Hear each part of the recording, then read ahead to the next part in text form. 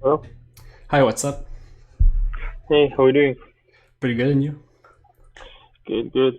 Um, so I guess we can get started. Actually, before we get started, I wanted to ask you, what kind of question do you want to solve? Do you want to get an easy one or more harder? More harder, ideally. I want to get a real good practice. Okay, okay, yeah, makes sense.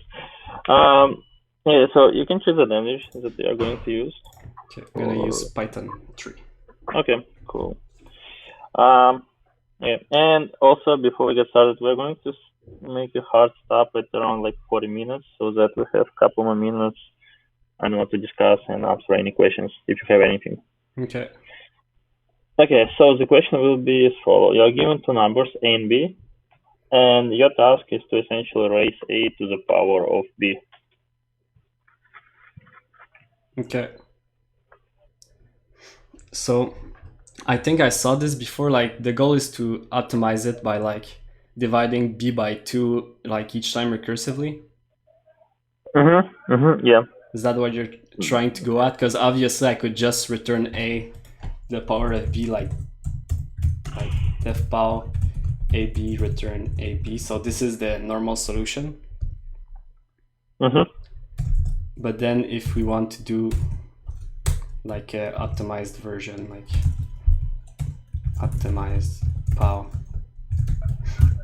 So we want to do it in logarithmic time by dividing b by 2 because we're Mhm. basically considering the law that, let's say we have like n to the 4, it's equal to n to the power of 2 times n to the power of 2, because we can add the powers together like that.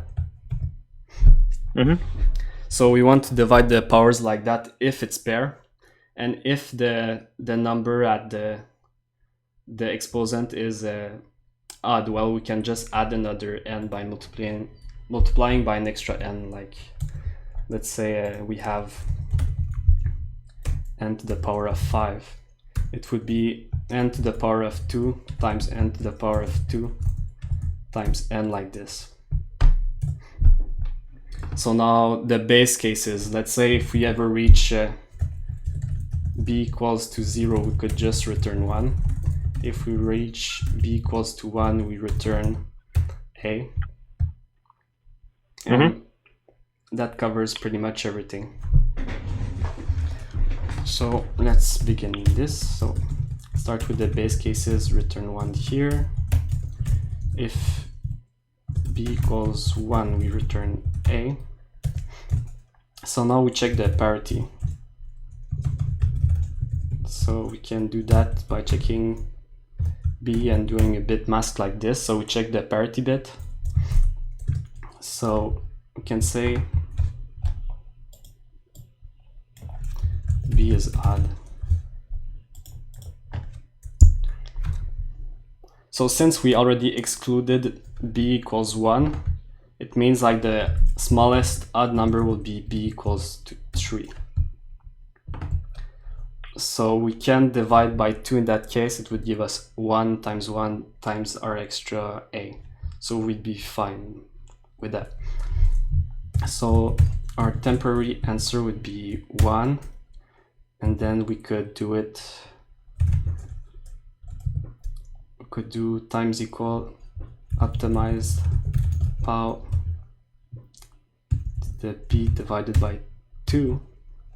And I guess we can Mhm. memorize this afterwards. So I could just like write it like this, or I could store it in a temp, like half pow equals this. Mhm. Then we can do half pow times half pow. And then we check if b was odd, we're still missing one multiplication. So we want to add it like that and return our answer. So I Mhm. don't think I'm missing anything. Let's try writing some test cases to see if everything seems correct. So we could even like fuzz it, so try all the possible combinations from like 1 to 10 and see if it makes sense, or like up to 8, let's say. So every base. Do we want to check for negative numbers? Yeah, sure. Let's also check the negative. Okay, if we want to check for negative numbers, it would be a division instead. So let's take a look at that. I'm gonna write my test cases first, so I want to make sure that this actually works before adding more features, or else like I will just have a bunch of code that doesn't work if I don't test this one correctly. Sure. So range. So we could try 0 to the power of 0 is undefined.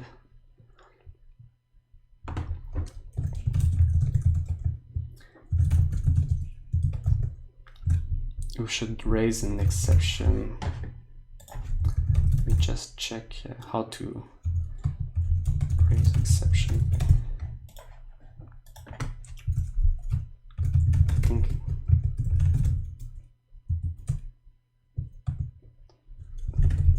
isn't defined. So I think this should be fine. So for range 9 and range 9.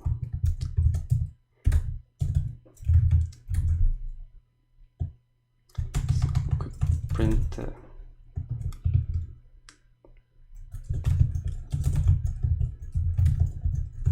the power of exp like that.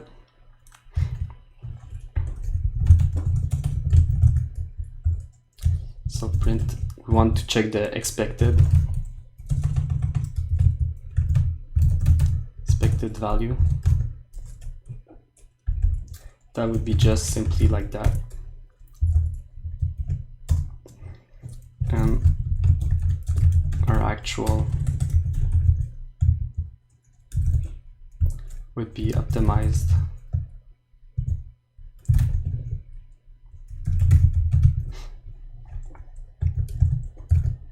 like this. Okay, so let's run this.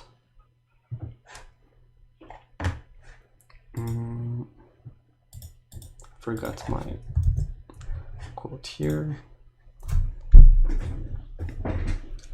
Okay, this is normal. I can like try.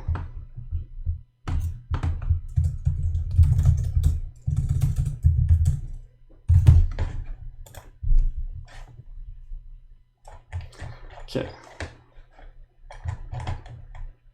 So 0 to the everything is what to expect. 2 to the 2 to the 3. Yeah, all seems good. Yeah. Okay, so it seems to be working. Now let's deal with the negative cases. So I think if the base is negative, it shouldn't change anything. So we could actually check it here. So let's say we remove this. So base, and let's try like -1 to -4. Actually, I have to do it in reverse.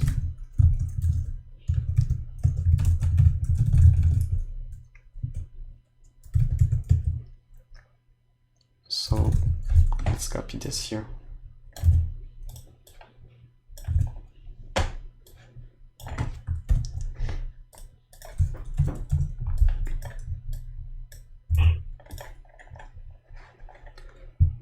So we should have a negative base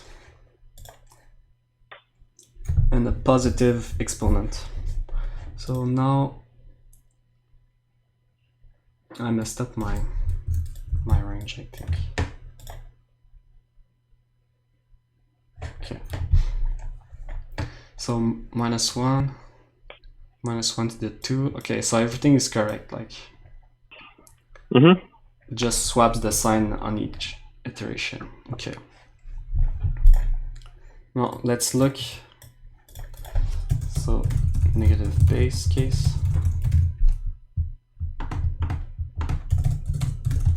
regular case.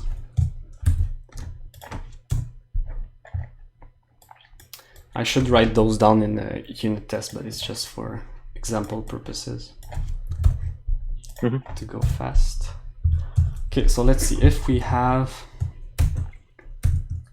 n to the power of like 1.5. We want to do a division by, actually, is that the case? If we have, okay, there's the fractional bases that are another case as well, but let's think about the negative cases. Okay, so n to the power of -1 is the same as 1 over n to the power of 1. And let's generalize this to a to the power of -b equals 1 over a to the b. Is that correct? Okay, so we could just check if the base is negative.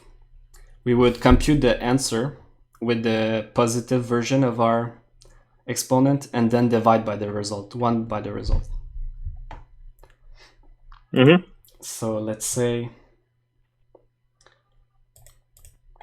we check b is negative by checking b is smaller than 0 here, and then set b to the absolute value of b. So here we have if b is negative, we return 1 over n's. Otherwise, we just return our answer. Make sense? Okay, so now let's try to test this. We have to check that our old cases still work, but since we never had any negative base, it shouldn't affect them. So I'm gonna try to write assertions so we don't have a bunch of output to deal with. So expected equals actual base exponent, and I think the syntax is just like this, if I'm not mistaken. Okay.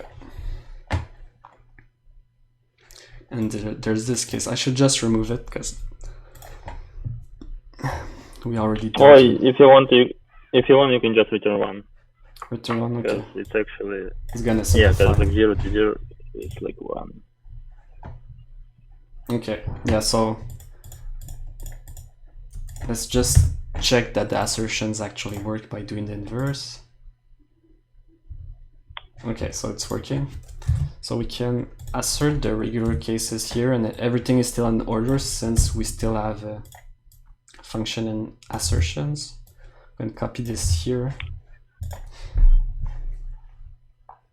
So negative bases is still working. Now we can add our cases with negative exponent. So here we can iterate over negative bases as well to cover all the cases. For range, let's go from like -5 to 5. And for exponents we can have -4 or -4 to -1, like that, and copy this here.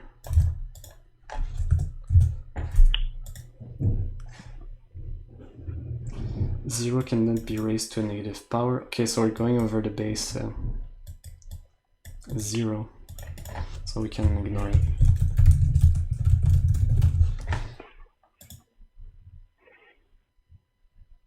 Okay, so everything seems to be equal.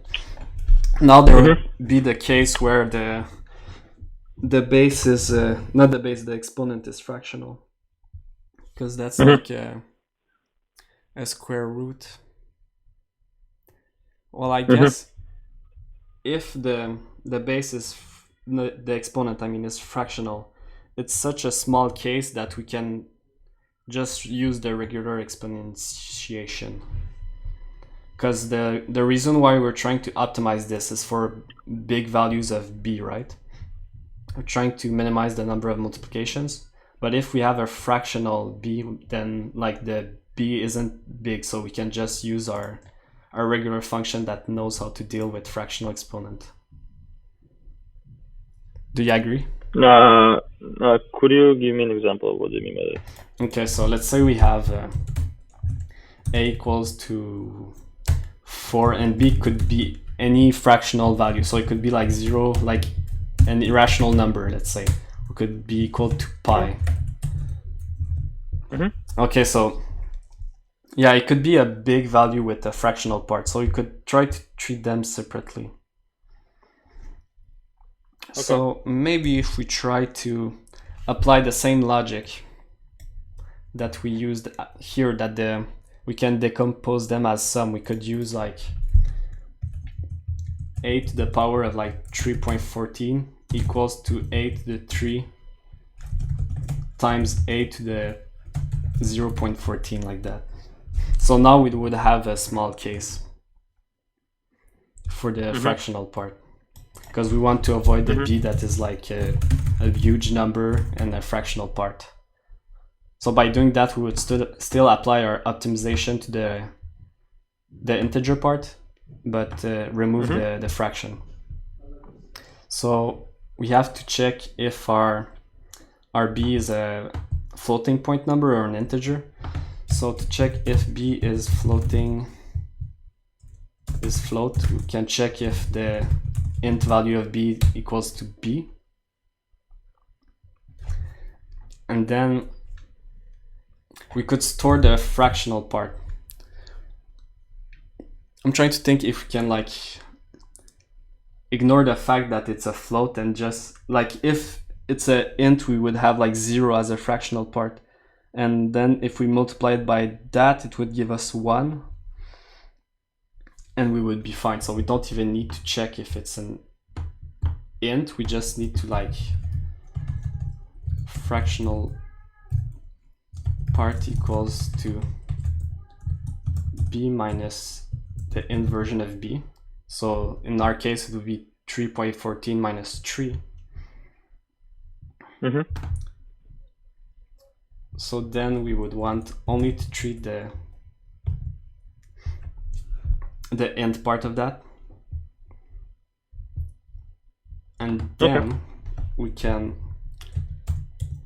I'm trying to see if it interferes with the negative values. I think not. Okay. We'll test it anyway, so we'll be fine. So nth time equal a to the power of the fractional part, like that. Now let's run the tests. Everything seems normal for the other cases. So let's add the test cases for fractional exponent. And then we can add some performance test with like b is bigger than like 1 billion. But we'll do that after we verified everything's working. So for any base that is negative or not,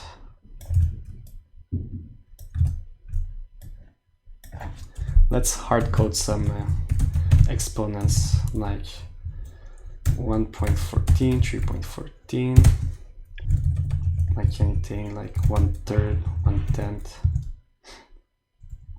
like that. Or in maybe add a negative, so 10 or like anything like that. I think I cover most cases. Okay, so now let's assert that everything is in order. Maybe we'll find some inaccuracies. So assertion equal.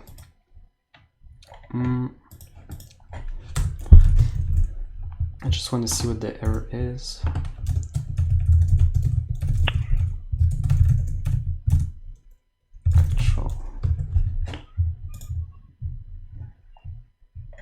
Okay, so everything is an error.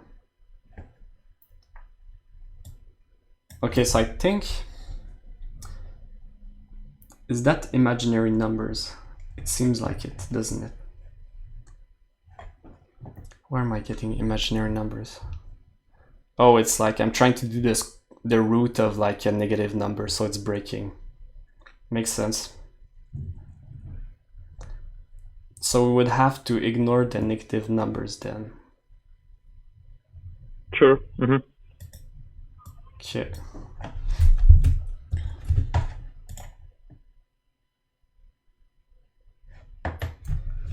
Okay, here we're having some issues. Here there's a accuracy problem, I believe. Some floating point inaccuracies. They're getting pretty big. Okay, yeah, I see. Yeah, I see your approach. Okay, so but how would you, let's say you cannot actually use a built-in function to raise the power. So how would you do the? So let's assume for now you only, I mean, so Okay. you will only get,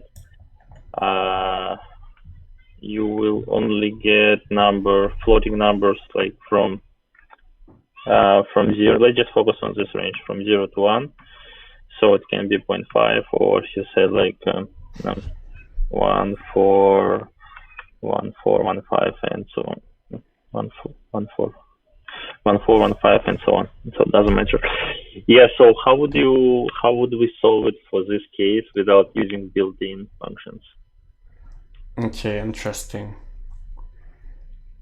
So I want to remove this basically.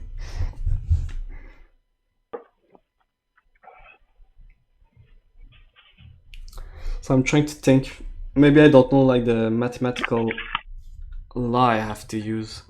Because if you're asking me to do it by hand, I have no idea how to compute any number to the power of 0.14 by hand. Yeah, it's fine. Let's just focus on like, so let's say we have 4 to the power of 0.5. How would you do that? Okay, so here we have a square root. So how do we compute? It probably has to do with the divisions. How do you know it's a square root? Well, the square root is the 4 to the power of 1 over 2. So we can express it as a fraction here. And since we can express it as a fraction, it would be like 4 divided by something. 1 over 2. 4 to the 1 divided by 4 to the 2. I'm trying to see the pattern here. 4 to the 2. I'm missing the mathematical relation here. 4 to the...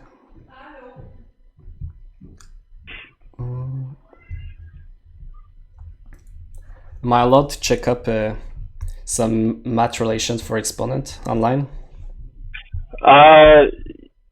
Sure, if you think it helps you, but yeah, sure, you can do that. Yeah, feel free. Thanks. Okay.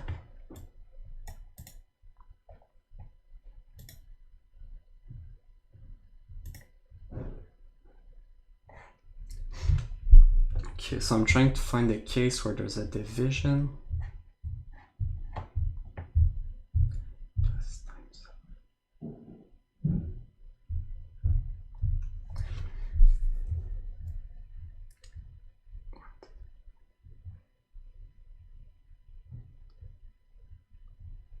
Or you can just tell me like what are you trying to find here? I'm trying to like find something that can reduce to what we have already. So like getting rid of this fraction, so we could like have something integer, so we could still use our power function. Okay, so let's yeah, I see that. Okay, so let's first just focus on how would we solve it for this case for 0.5. Okay, so 4 to the power of 0.5 equals 2. So what's the relation between 4 and 2? So it would be like divided by 2.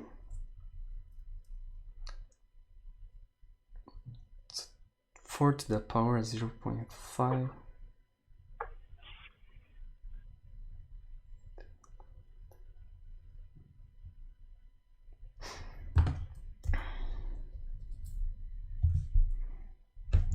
So this is the same as 1/2. So we could try to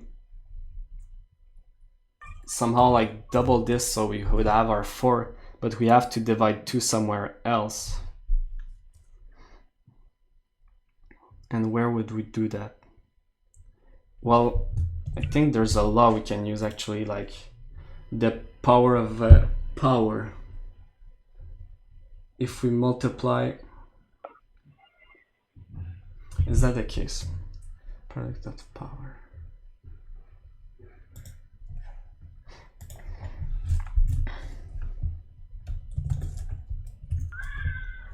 If we decide to double it, we have 4, and where do we divide by 2 to cancel it?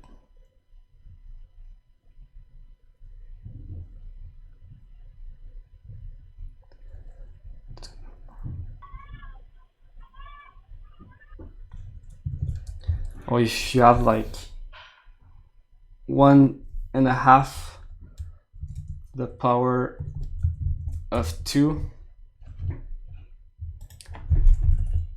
this part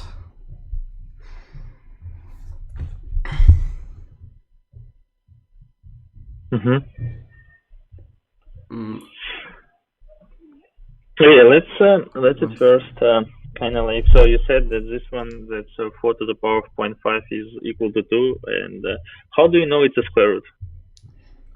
Well, I just know that the square root is the power of 1/2, which is 0.5. Yeah, so essentially you could say that's yeah, so you could just say that like 4 to the power 1.5 is essentially that like root to the 4 base, kind of, I'm not sure if it's called base, but let's call it base 2, which just happens to be a square root. So it will be SQRT of 4, which is simply 2. Yeah, so I guess like let's so this one is a square root. How do you, and square root is because there is 2 here. That's why it's a square. If I don't know, like let's say I give you 4 to the power of 0.25, let's say, something like that, then it will be 4 to the power of 1/4, I believe. Yeah. So in this case, it will be root 4 and 4, like base 4, which is not a square root, but something else, and I don't know the answer. But that's how it's going to be represented. So I guess like we can probably split up this problem into kind of like 2 subproblems. So the first one might be is to essentially identify how to get the base of your root. Because in this case, the base would be 2. In this case, the base would be 4, and so on. So I guess like how do you like what do you think? How could you find that? Well, you could have irrational numbers, right? Could you give me an example? Like 4 to the power of pi, and that wouldn't have like an integer base, right? Sure. You could use you could just use like a precision. Let's say like 5 points after 5 digits after the point. Okay, but if you divide by the exponent, it would give you the, like 1 divided by 0.5 would give you the 2. And the same 1 divided by 0.25 would give you the 4, like this. So one divided.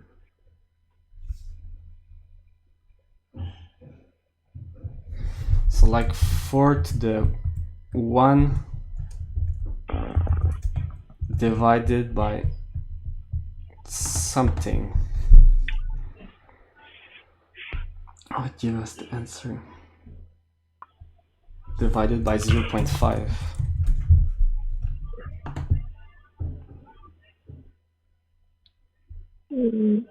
Why do you divide it by 0.5? Well, I'm trying to find the mapping because like the square root of 4 is clearly 2. So here, actually we want to find like the, it would be, it doesn't quite work. Okay, so essentially we kind of like, let's make a step back. So essentially we know how to get this kind of like this number. So we know how to get to, essentially we know how to get the base of the root. So I guess the next question is how to find the root. Essentially, like, let's say I give you, let's just again like start with a simple example. So let's say I just give you square root of 4. How do you find it? So I think there's clearly like division involved. So if we take our power to the 1/12 like this, and we multiply that by 2, but we want to divide the 2 as well. If we want to divide exponents, we can do divided by 4 to the power of 2, but that would give us 4 divided by 16, which is 1/4.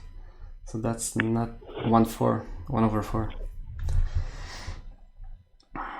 So we're like off the answer. So if we double the exponent, it's like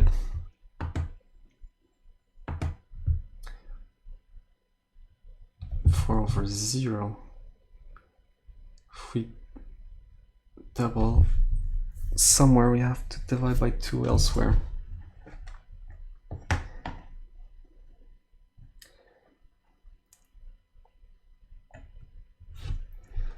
Okay.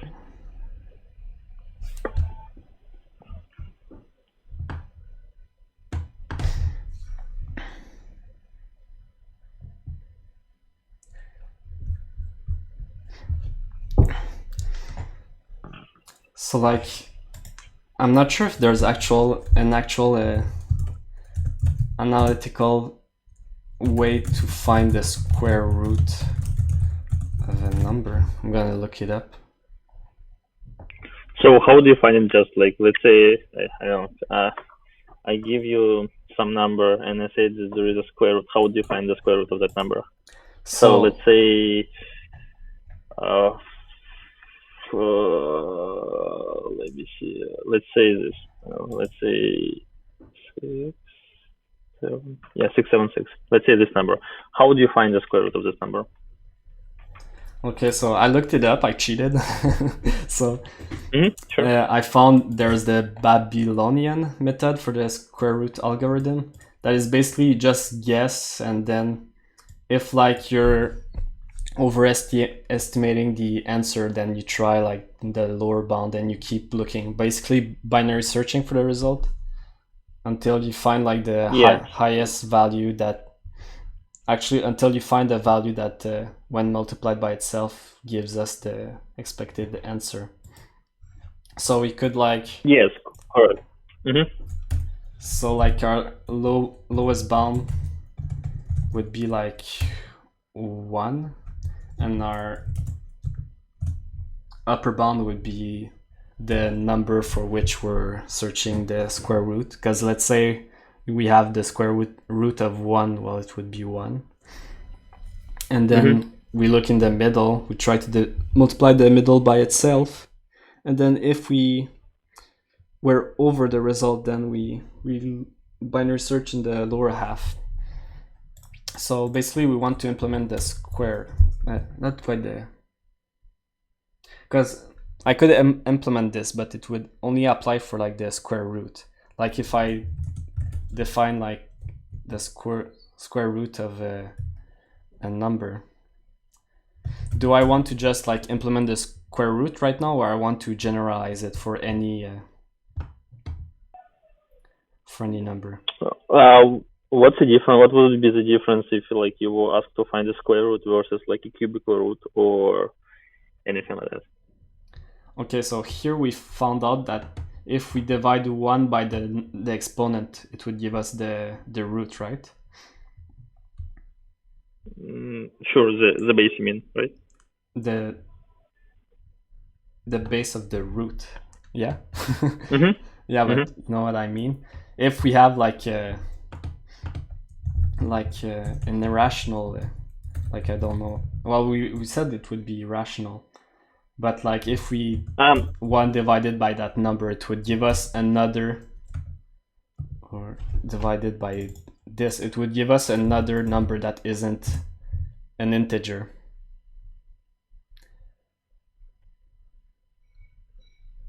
Yeah, sure. So if it's not an integer, so we still have the same problem.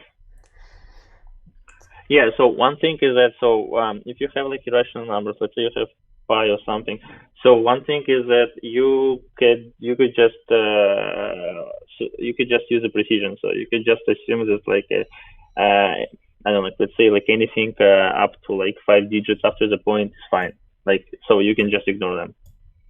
Okay. And essentially it's the same thing as this one. So if I get like kind of like irrational like number, then you can just like cut like some like essentially cut everything that's like after the point, after the dot. So okay, so like let's say we have an exponent here of 0.14123. It would give us a base for the root of 7.08. We would just round that off and use like the square base 7, the root base 7. Sure. Okay, so we want the root and the base like this. Okay. So we want to multiply the number by itself b times, which is an exponent once again. But this time it should be an integer. So we assume that it's an integer. So we can use our optimized power function. Okay, so low equals 1, high equals a. So while low is smaller than a, we look at the middle. Okay, so now the pow b is of a to the power of b. Is that what we're looking for? Square root of...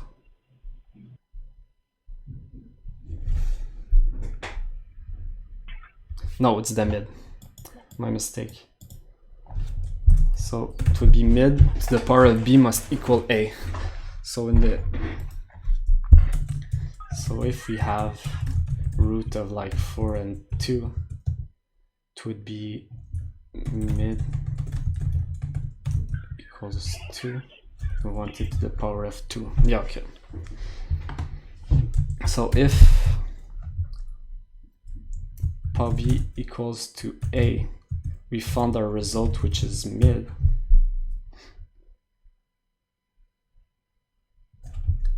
Okay, I think we need to look at that. If pow b is bigger than a, then we have to shrink our upper bound like that. And if it's smaller than b, then we have to look higher. Now I just want to make sure, does it always converge to an answer?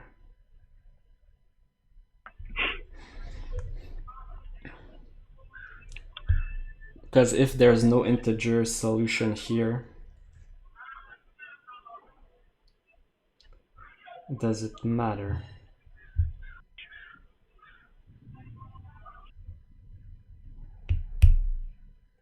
It's more equal to b. We could look like at fractional parts as well. So instead of like doing integer division, we could look like this. And keep looking until like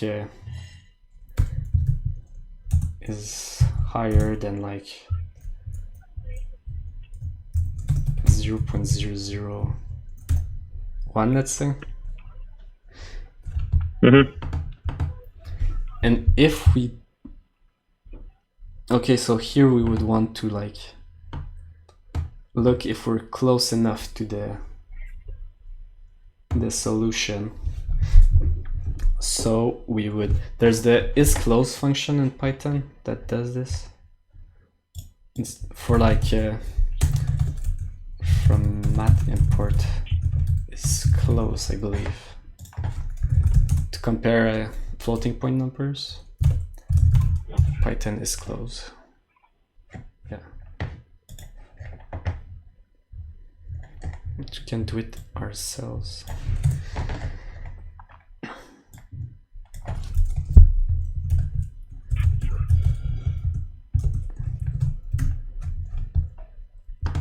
Okay, like that.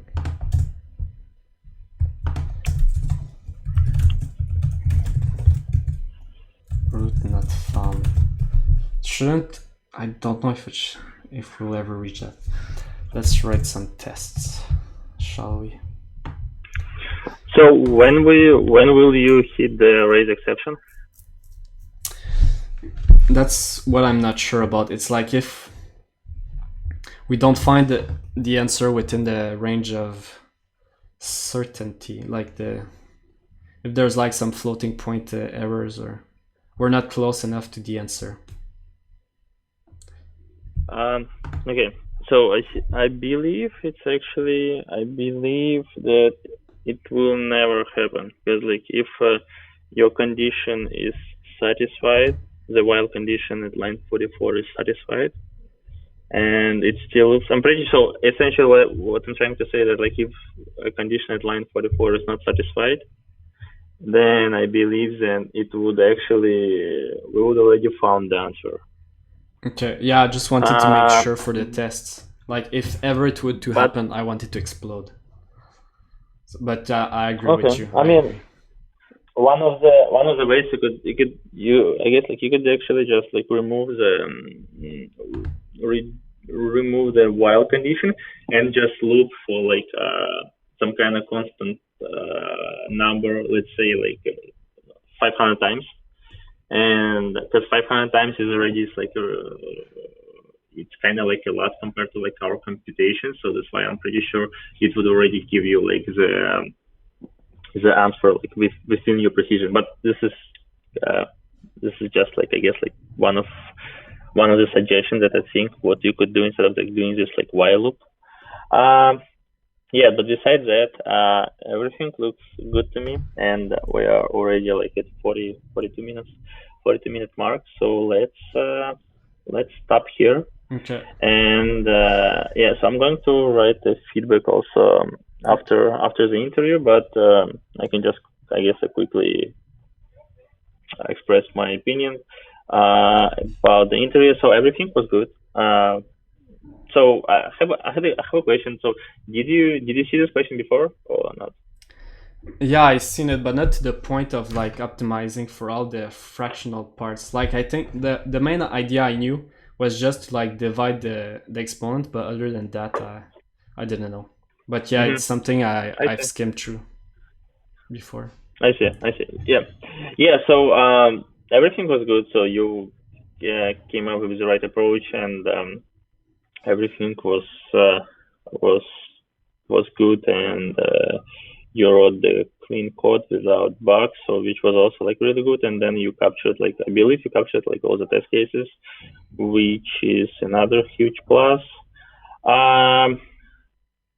Yeah, so besides, I guess like the last part, that's like where you try to solve it for float numbers. That one is I don't think that ever like anyone would ever like ask you to solve this problem in like 45 minutes interview. I believe so. That's why like, yeah, it's fine. And then like you yeah, so this one is the right approach. That's like you could actually use a binary search and then just do the binary search there. Yeah, I found it on Google. Yeah, That's why. yeah, so actually, so here's the thing. So there is like actually, in order to calculate the root, it's actually there are like several methods. So I guess there is also like a Newton notation or something like that. But like if you don't know so essentially, because like for example, I don't really know I'm really bad at math, and I don't know like any of these notations. Like I don't know Newton notations. I don't know the Babylonian notation or like anything like that. But I know they exist. And I guess like the easiest way to essentially find the root is just simply guessing. Like you guess the first number, guess the second number, and so on, so on, so on. But like, and of course, like in a computer science, the easiest way to make a guess when you have like a sorted kind of like a sequence of elements is simply binary search. So that's why like the binary search here is probably one of the most efficient ways. Yeah. If you don't use math.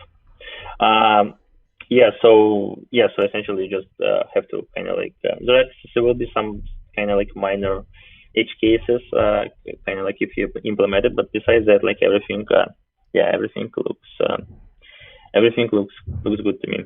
Okay, and like I know I had parts where I had like no idea what to do here with the fractional parts, and I like stopped talking for a bit. I don't know how long I stopped talking. Like, do you think it had a bad impact, or what should I have done? No, not really. No, I mean, I would say it was fine. Like, so I mean, like if you need a couple minutes to think or something, like you can just tell to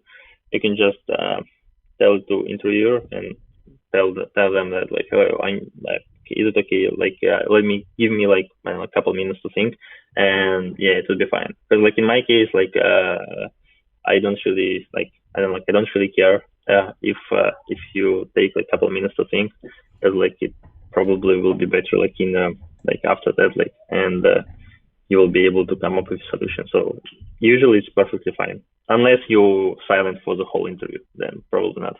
Yeah. But in your case, like everything was good, so I can't really say anything. I guess like the only thing that like I noticed that here is this one is not really kind of. I'm not sure like if you're coding in Python, like a job, like it's cool or a job, but this one doesn't really. So this is completely my preference. So that's why you can do whatever you want, and no one would probably care. But okay. I don't really like kind of like these notations, and this is kind of considered to be not really like a Pythonic way. So that's why like this one is more clear, even though it takes like two spaces. But kind of like that's for example what we use. That's I believe this is like one of the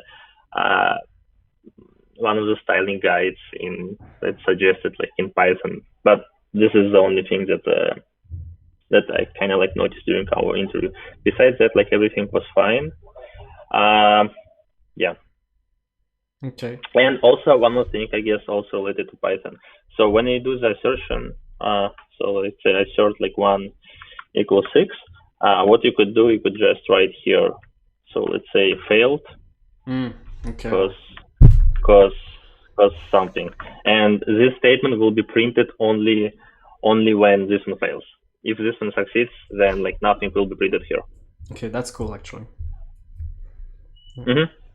Yeah. So besides that, like I don't really have like any other comments. So unless you have like do you have like any other questions to me? Well, I'm kind of curious, like, why did you start interviewing on this platform? Because I'd be curious, maybe like to practice at some point. So, like, from your point of view, is it like good practicing interviewing? What do you like about it? Yeah. I like this platform. I believe. From what I've seen, I feel like this is probably the most like I guess like the best one so far that I've seen. But maybe there is some platforms that I didn't interact with. But yeah. So, and answering your question, what I like about this platform is because I guess it just gives you like the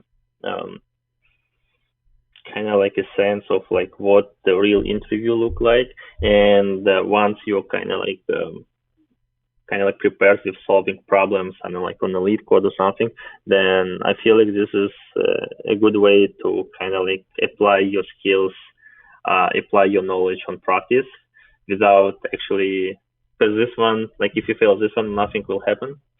But if you fail the real one, the real interview, then like you'll probably be like frustrated, sad. But this one actually gives you kind of like you can get the feedback from the people and actually improve on the areas where they think you are not as strong. So I feel like this is just like a really good practice for people. Yeah, and you were a great interviewer, so I really enjoyed that. Okay, thank you. That's good to hear.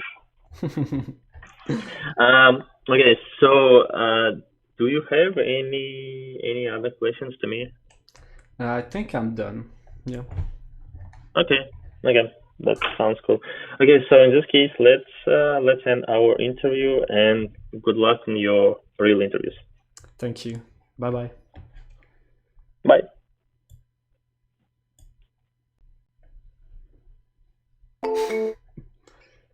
Would you want to work with this person? Hell yeah. Where do I sign? What do you guys think? I really wasn't in the mood for math, to be honest. Like, I saw like the comments of like Bunny. I didn't get your 2 to the power of 1.2 to the power of 10. Like, I think calculators like estimate it. He just made up the last part because you finished early. Okay, for the fractional parts, you think he wasn't supposed to like handle that case? Because yeah, it's kind of hard. Like I remember seeing it, Geeks for Geeks, optimal power, implement power function, again. Like, yeah, exactly, you see the link is purple. So yeah, here you divide by 2. So this is what I remembered, but this doesn't deal with negatives and doesn't deal with floating point numbers. So like in my head, I was like, did I just forget the part of this function that implemented the edge cases? But I guess this is what you wanted at the start. But the rest, yeah, it's way more complicated with the square root. So I think I did okay. But yeah, math is kind of lame. I wanted like some... Like when I ask a hard question, I was expecting like some... I don't know, some weird question using some segment trees and some DP and...